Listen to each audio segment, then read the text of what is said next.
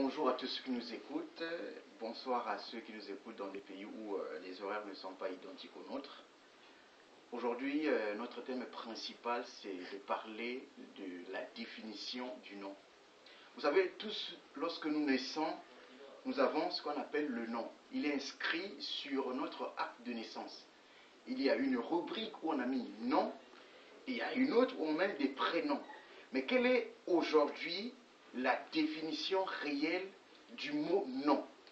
Nous allons regarder sur le plan naturel et sur le plan biblique le mot nom.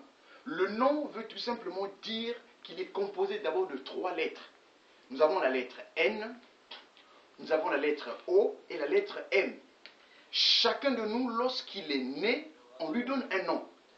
Que ça peut être un nom lié à une région, un nom lié à un pays, un nom lié à un tribu, un nom lié à un continent, un nom lié à une définition des origines données. On peut être de race noire, de race blanche, de race jaune, mais tous sur Terre, on a un nom.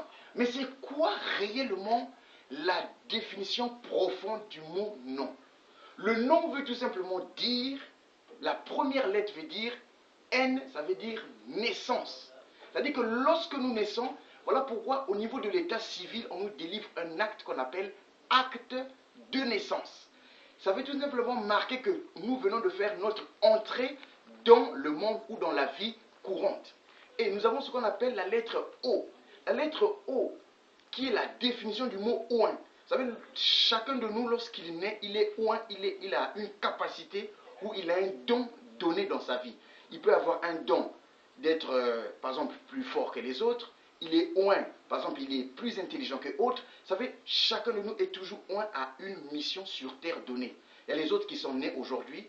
Nous voyons des présidents comme Nelson Mandela. Il est né, mais dans une certaine difficulté, il était dans la prison, mais il était oin pour être président de la République.